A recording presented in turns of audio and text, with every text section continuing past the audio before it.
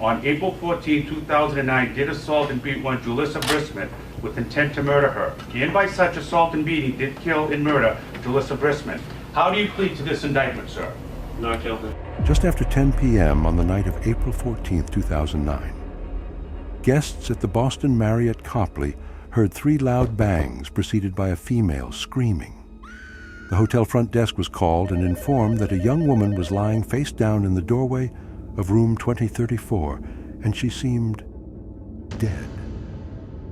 Hotel security found her wearing only her underwear, with her wrists bound by plastic ties and her hip, lungs, and heart punctured by 9mm bullet wounds. She was lying in a pool of blood on the carpet, where a few items were also scattered. A spent bullet casing, a cell phone, a Gucci bag, and a NYID. The name on the documents was Julissa Brisman. EMS administered CPR and then rushed her to Boston Medical Center. But she was pronounced dead soon after her arrival. Meanwhile, a team of detectives studying the hotel's surveillance cameras noticed something striking.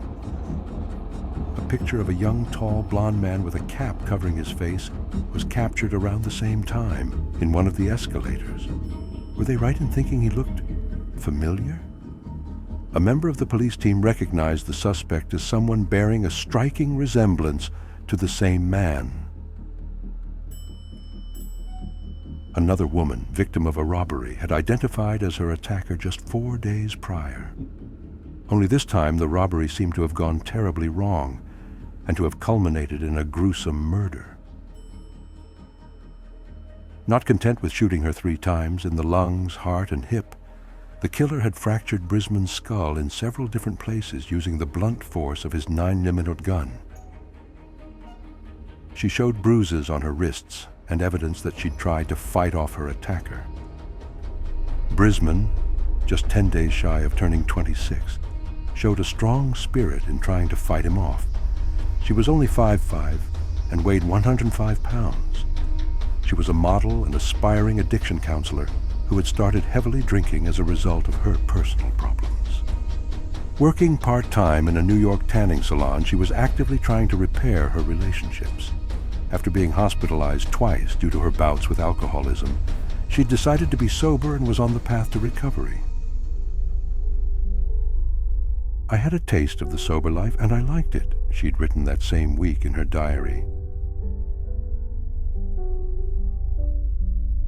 "So why do this to myself? All the pain, humiliation, and suffering." That was September 19th, 2008, and I haven't touched a drink since. She had also got the date commemorated in a tattoo on her foot, as her sobriety was important to her, and she'd probably hoped looking at the tattoo would help her not relapse. Her journal's front cover bore the words of American theologian Reinhold Niebuhr, "God, grant me the serenity to accept the things I cannot change, the courage to change the things I can, and the wisdom to know the difference." Perhaps they served as a reminder that she was trying her best. She'd managed to stop drinking, but started advertising erotic services on Craigslist and meeting men who responded to her ads. As soon as her murder got picked up by the media, the unknown attacker got dubbed the Craigslist Killer.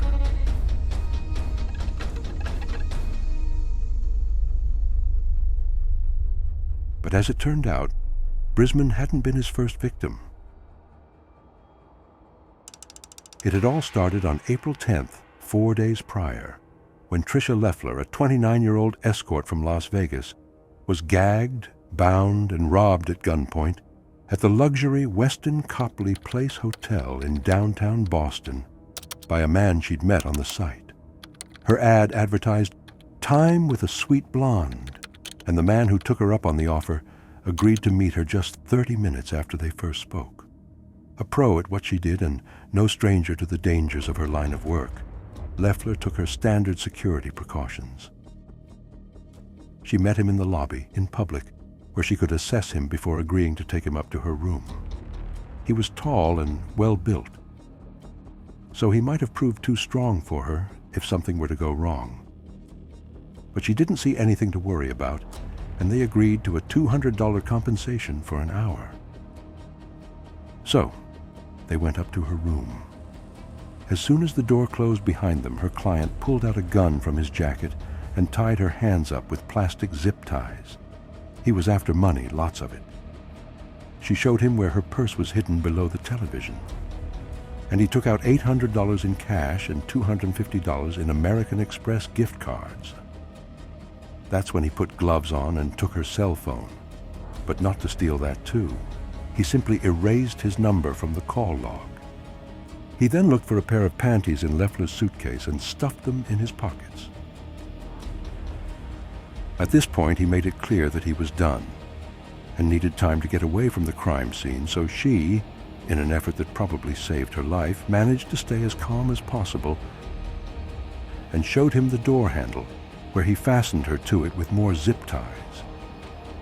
He covered her mouth with duct tape and left. He left behind an understandably shaken but immensely grateful Loeffler, who waited until she could be sure that he'd gone and managed to let herself out of the makeshift binding on her wrists. As soon as she was able to, she contacted hotel security and then the police. The attack lasted no more than 15 minutes. 2 days after the Brisman murder, the Craigslist killer struck again.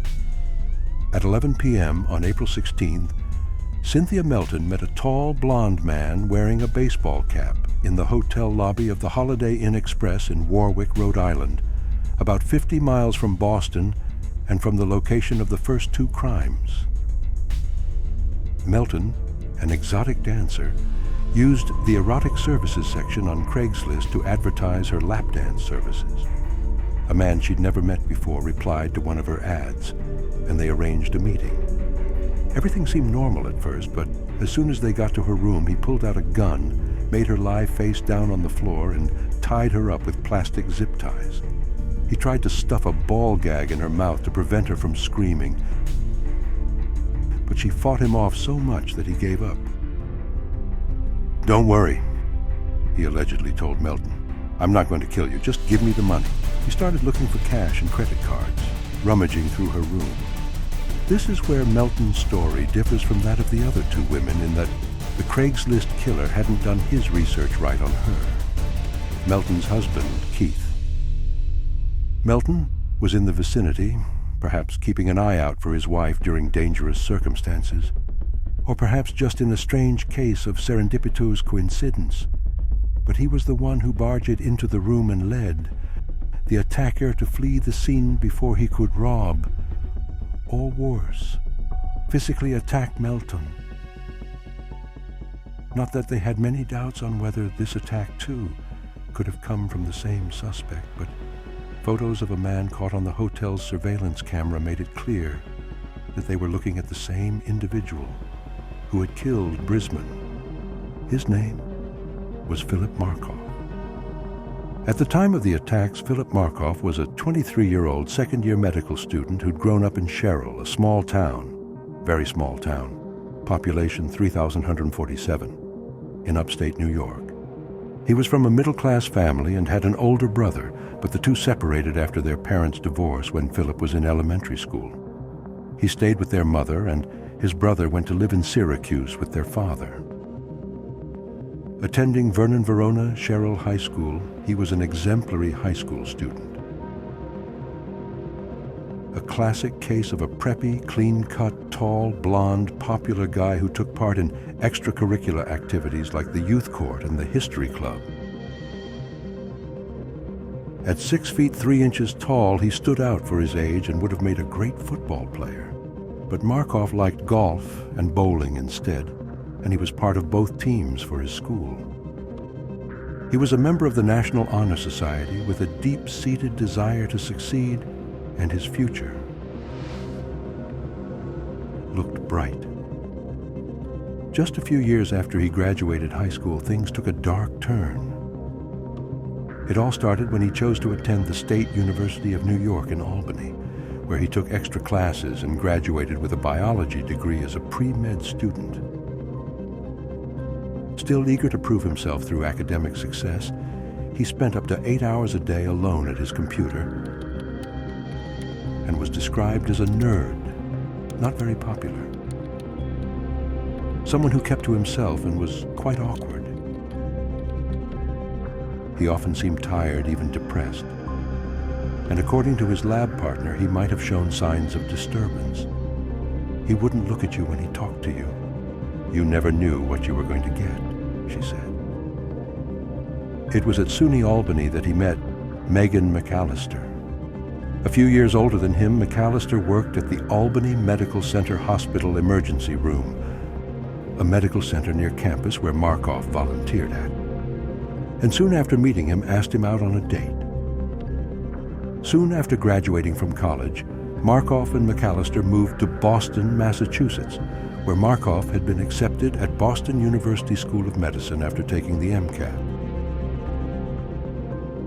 McAllister had also hoped to attend, but the only acceptance letter she received was from a school in St. Kitts in the Caribbean. On May 17, 2008, feeling like the luckiest guy in the world and envisioning a great future together, Markoff proposed to McAllister. They'd been seeing each other for 3 years, and he'd taken her to a romantic spot on the beach to pop the question. She accepted and put her med school dreams on hold to focus on planning the fairy tale wedding she'd always dreamed of. A date was set for August 14, 2009, and a location picked in Little Silver, on the New Jersey shore, near where McAllister had grown up. But the ceremony would never end up happening. Megan started organizing a spectacular first-class wedding for a first-class med school couple, reflective of the successful future she was so sure they would have. Expensive brands of china, silver, and crystal, as well as Vera Wang goblets filled the registry. And in true 2008 style, a Facebook page for the wedding was put up in occasion of their upcoming nuptials. The couple lived in Quincy, just south of Boston, in a $1,400 a month, one-bedroom flat in a trendy building advertised as a luxurious community with all the features you've been seeking. The only problem? They couldn't afford it. He takes out student loans to pay for it. I mean, that's how we're living right now. How much do you pay a month, you know? $1,400. How about other expenses? I don't take care of any of that because I don't have a job. We take out loans. He takes out loans for everything. So it's, I think, $1,400 plus, I have some savings, which I spend on food, and that's it. Does he take out student loans also to pay for his medical school as well, or is... Yeah, medical school, they give you loans for everything. They give you loans to live, for school, so, BU is expensive. They give you, he's just going to have to pay all that back. You can't have a job while you're in medical school, basically. This is how everyone lives. Either, you have rich parents who pay for your medical school or you take out loans. That's basically what it is. Throughout his stay at SUNY Albany and later at XX, Markoff had run up debt of up to $130,000 in student loans. In his blue and white shirt, khaki trousers, and moccasin shoes, he might have appeared affluent, but in reality, he was indigent. "We don't hang out with people that much," Megan later would say. "We don't have money to go out, so it's like we're at home most of the time. We're in the apartment 24/7, she said. He doesn't have a life because he's in medical school. He didn't even attend in-person classes that often limiting himself to reading lectures online instead. Only one thing helped Markoff let off some steam, and it would not prove to do him any good. He was an avid gambler. Every couple of weeks, or once a month at the very least, the couple visited Foxwoods Resort Casino in Connecticut, where Markoff would try his luck at blackjack, and McAllister would watch. I sit with him and watch him, but I don't gamble at all. And what does he play usually?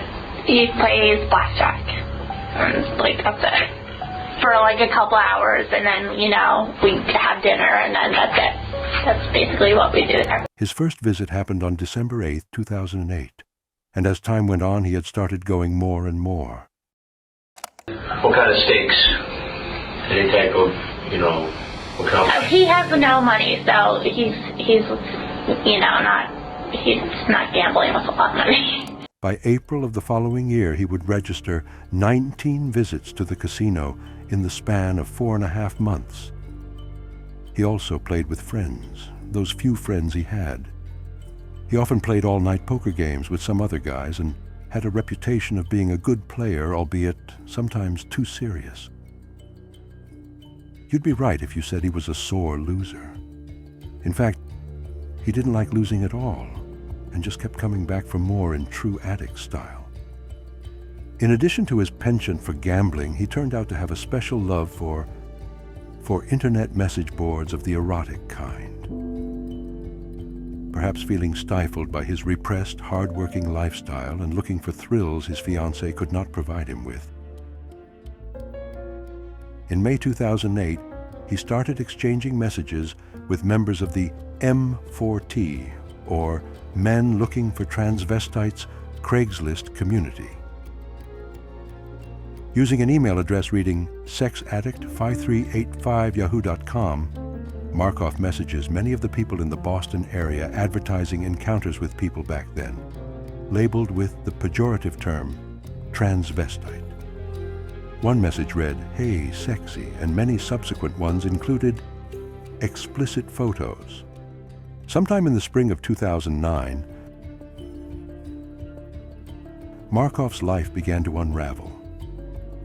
The gambling, money problems, med school debt, and the thrills of internet message boards all added up to a frantic search for a way out of the mess he'd got himself into. That's when he started looking for his victims right on Craigslist.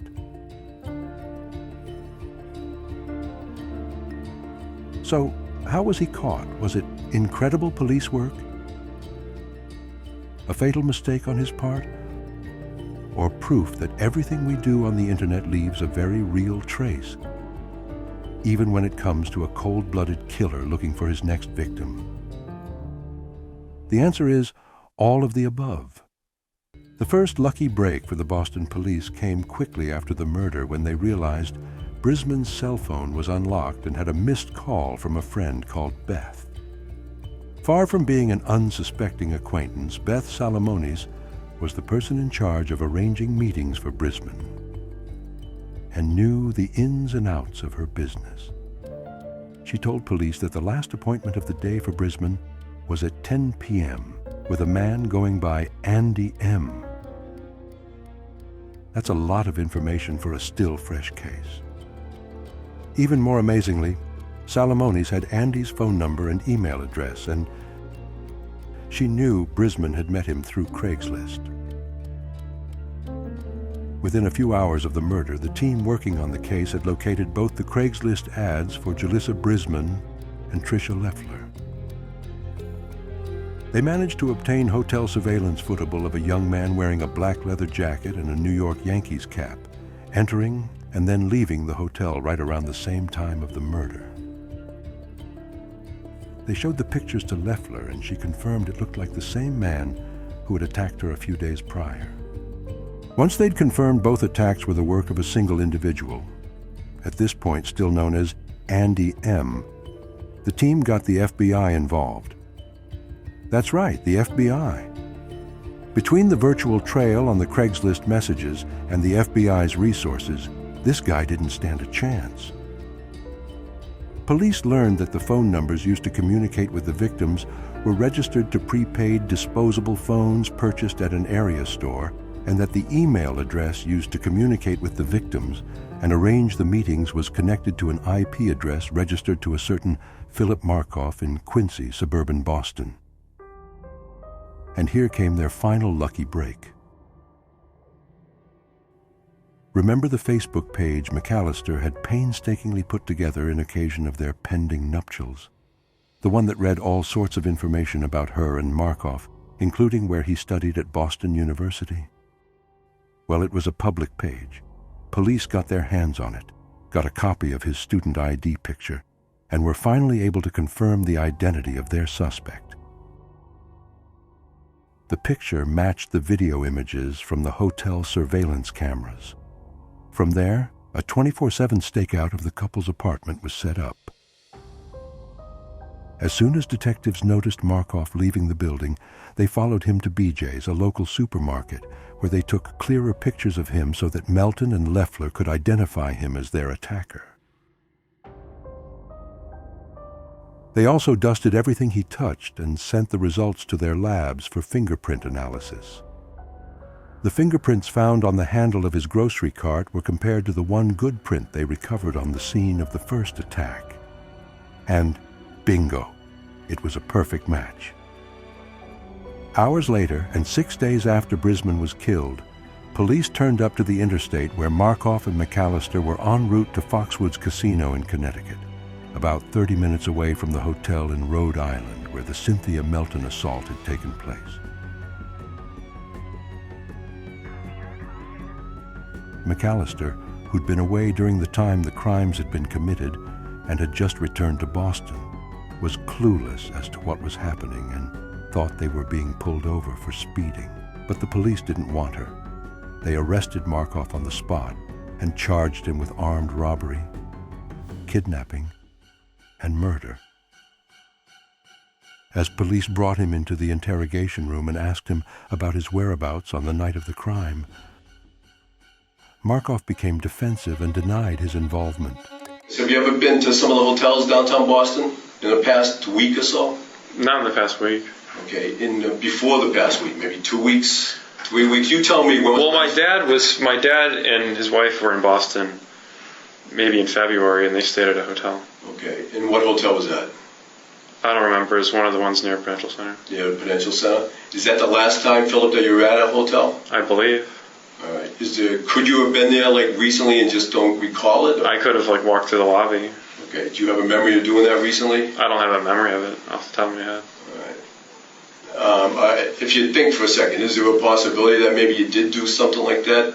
Walk through the lobby? Yeah. Maybe, I don't remember. What would cause you, as a medical student from BU, to walk through a lobby? Well, the Prudential Center, isn't it connected to all the hotels? So to go from walk through the Prudential Center? Yeah. Don't you often walk through hotel lobbies? Yeah. What hotel is connected to the Prudential Center? And I don't frequently. I don't really know them that well. Well, do you have what brings you to the Prudential Center, if you don't mind? I've been there a handful of times. Yeah. Is it just coffee or shopping, or what brings you down there? All those reasons. Yeah, all of those.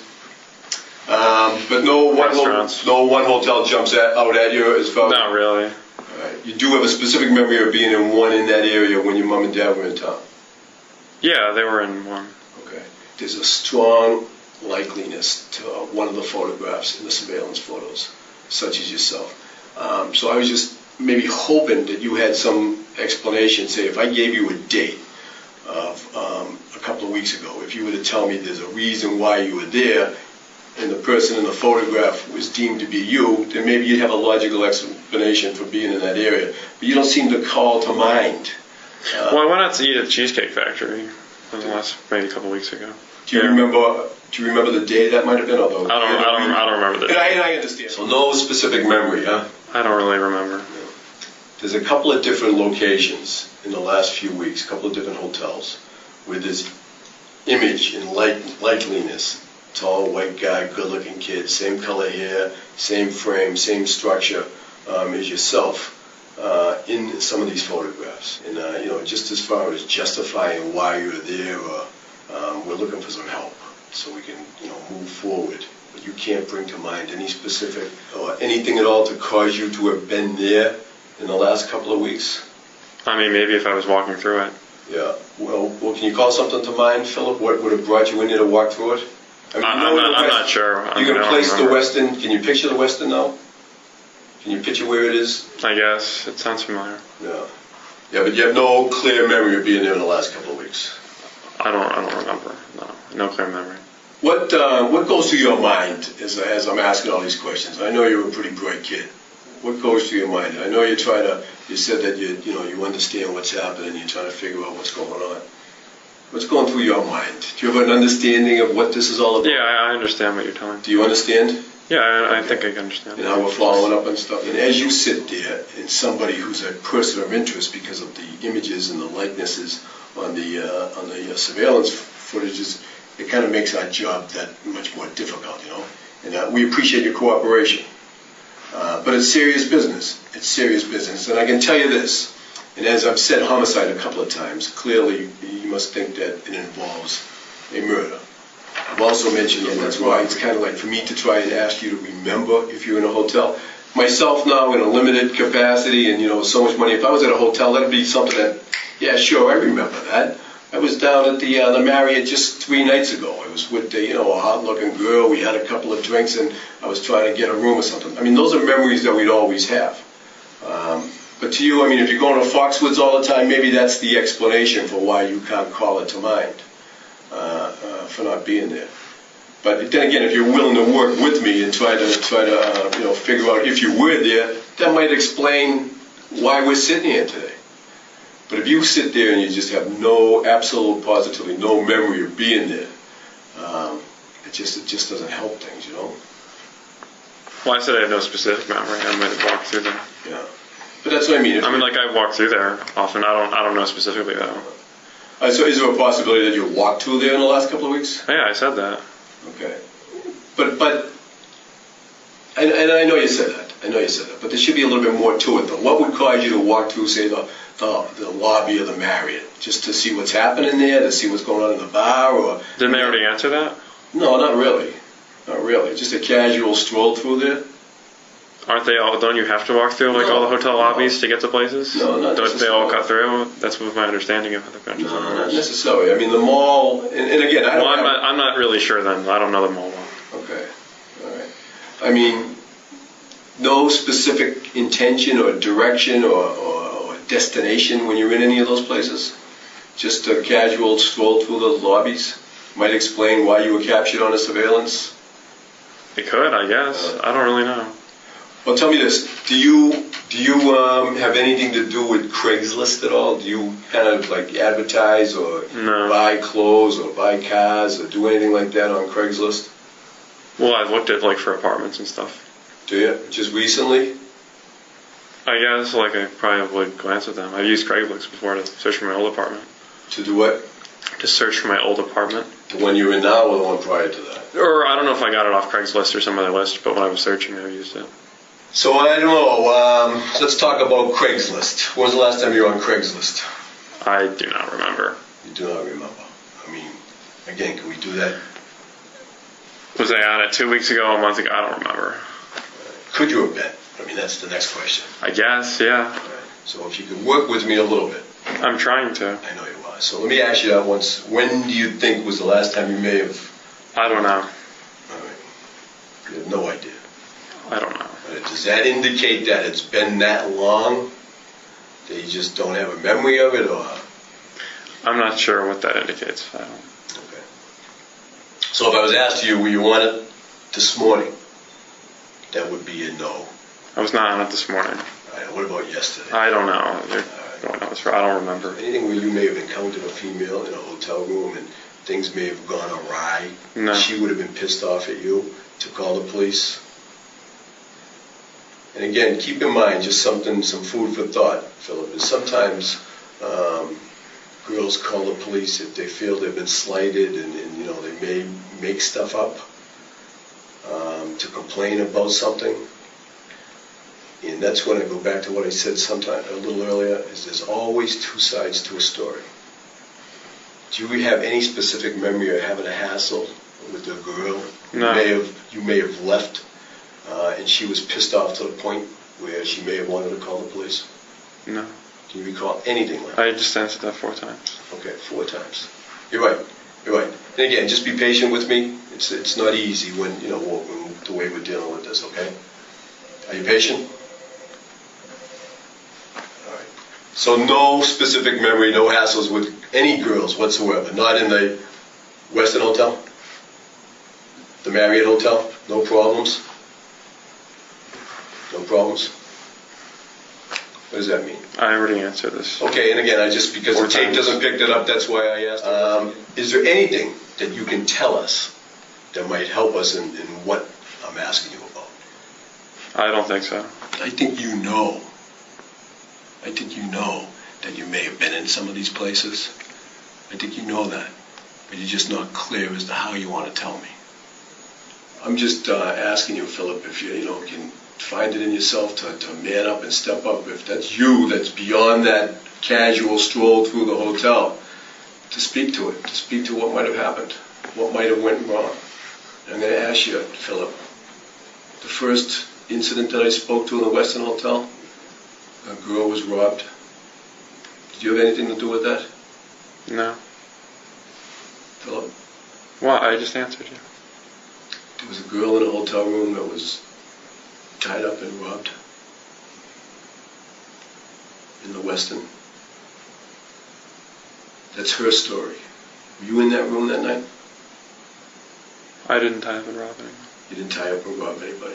Could you have been in that room and maybe somebody else did? No. No? Is there any, do you have an understanding of what it is I'm talking about to you when I'm asking you just to step up and I'm listening to what you're saying. It doesn't really apply to me. No? Okay. And You're just like telling me a story. Oh, I'm telling you a story. I don't have anything to add to it. Okay, well, I'm telling you a story as if that right now, in this story, your role in this story is you're the casual stroller. Maybe. Well, I'm not in this story. I don't know. Well, you are in the sense that you're sitting here as the story unfolded prior to your arriving here. Your role in the story is that of maybe somebody who passed through the hotel lobby. That's your role, correct? That's maybe. I don't know how to answer that. Yeah, and it is. And again, it's only a scenario that I'm applying to this story as it's unfolding here. And I'm asking that if you're the guy that was more than the casual stroller, that may have been up in the room somehow, some way, some shape or form, got enticed into a room and something got ugly, maybe you have an explanation as to what might have happened up there. I don't really know what you're talking about. And this is why I wish I had a lawyer here, because I could just be like nodding along and agreeing to something that you're saying. And that's fine. I don't really mean that didn't happen. And again, Philip, you're alluding to a lawyer, and we need to, expound upon that. If you want a lawyer, we are stopping this interview right now because that's one of your rights, okay? That's a right that you have. If you are that unsure of proceeding without... Well, the way you're phrasing things, it seems like I could just be nodding or saying yes, and the way you're questioning me, I could be agreeing to anything. But saying yes or no, I don't really... Well, that's why I wish someone was here to tell me that by nodding my head or something, I'm agreeing to something you're saying. No, and that's fine. And the bottom that's why I wish I had one. But I don't really know who to call for a lawyer. Well, that's fine. You know what? We're going to stop this interview because you want an attorney. That's your choice. You want an attorney, correct? Yes, if you're just going to keep asking me the same questions.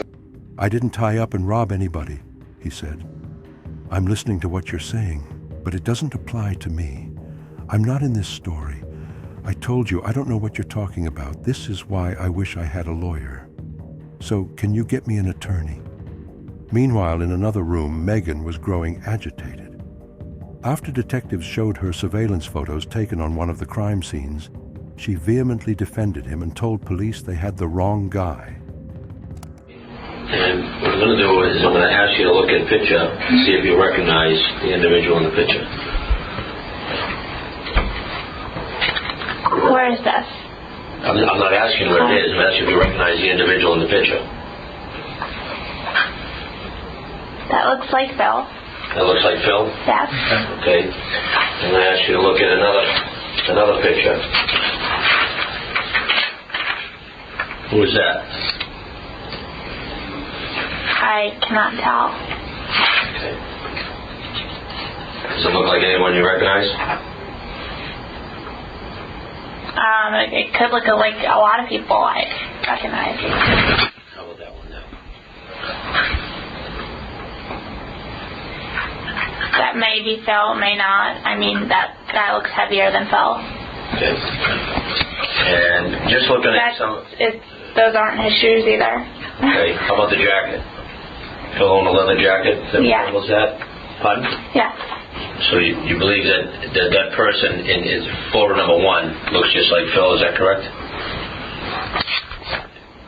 You can take it out of the sheet protector if the glare bothers you. It looks similar, Okay. but he does not have those shoes, Okay. and then that guy looks heavier. Okay. But he And doesn't he doesn't have that jacket? He has a similar leather jacket. He does have a leather jacket, Okay. but those aren't his shoes. But as the interview went on, the more she started to realize what she was dealing with. At one point, she asked detectives,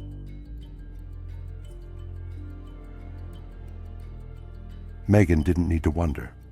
Markoff never left the police station.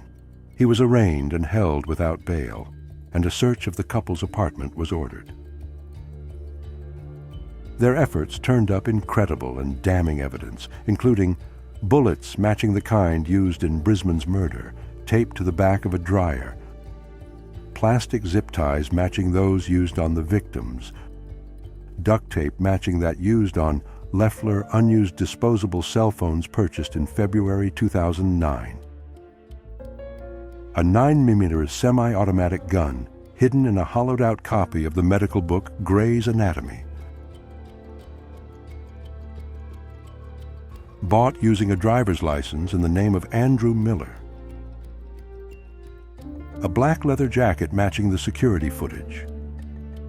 A New York Yankees cap also matching the security footage. A pair of brown leather shoes with Brisman's blood still on them. A hard drive with the correspondence between Markoff and Brisman, in particular the messages he wrote in response to her Craigslist post.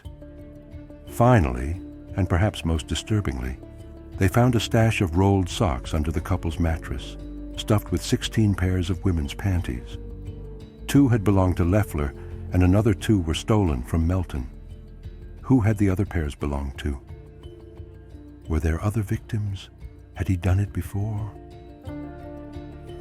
Investigators continued to ask themselves that very question long after Markoff was put behind bars, but to no avail.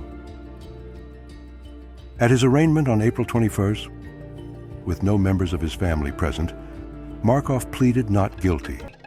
Markoff, on April 14, 2009, did assault and beat one Julissa Brisman with intent to murder her. And by such assault and beating, did kill and murder Julissa Brisman. How do you plead to this indictment, sir? Not guilty.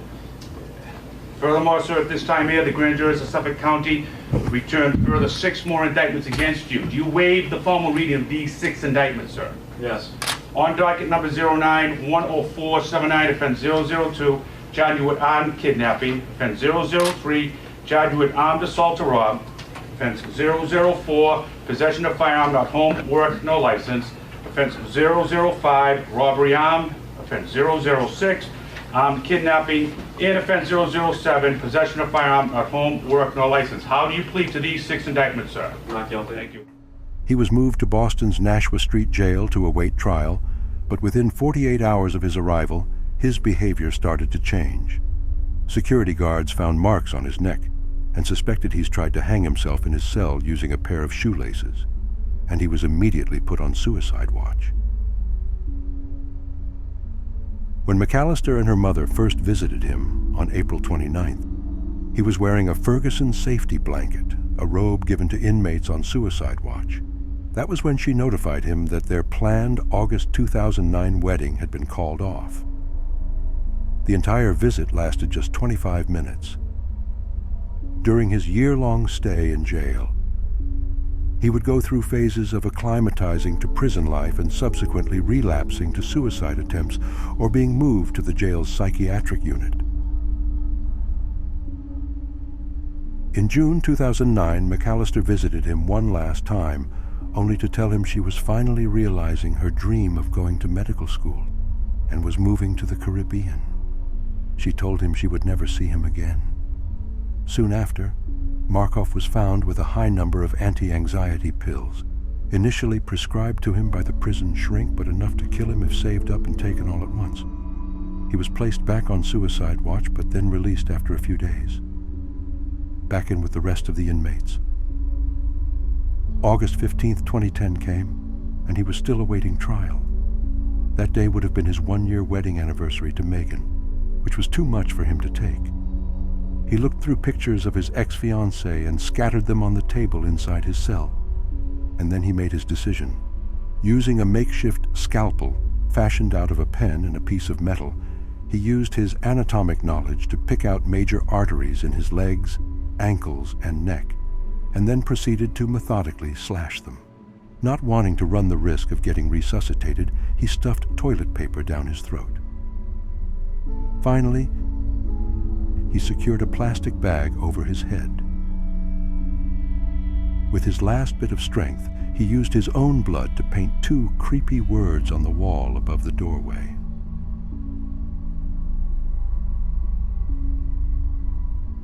One, Megan, with all probability, indicated that he was thinking about his ex-fiancée as he ended his life. The other, inexplicably, he simply wrote the word pocket. Once he was done writing his final message to the world, he got back in his cell bed and waited.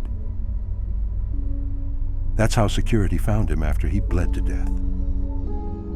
Following his death, on September 16, 2010, prosecutors were forced to formally drop charges against Markov.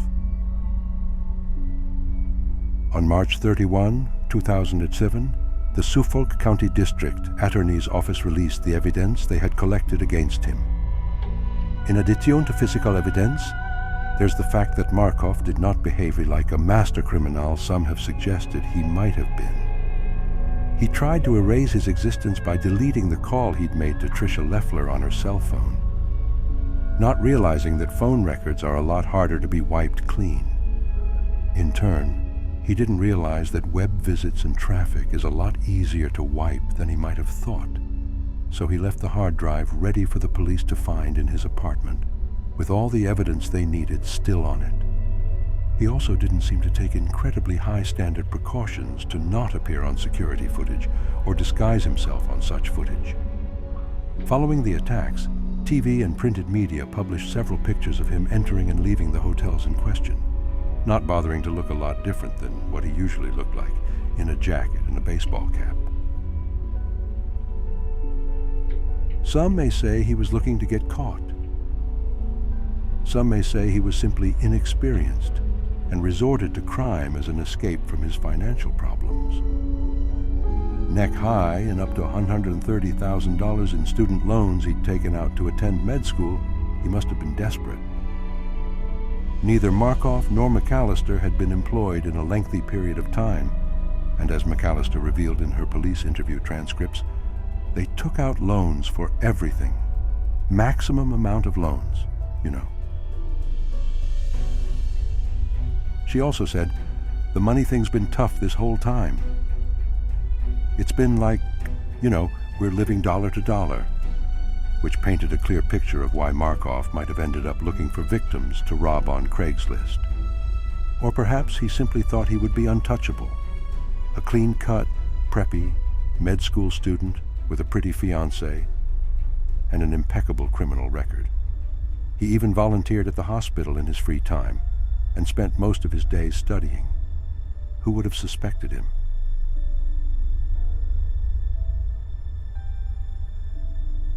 Who could have believed the other side of his pretty boy persona could be that of a cold-blooded murderer?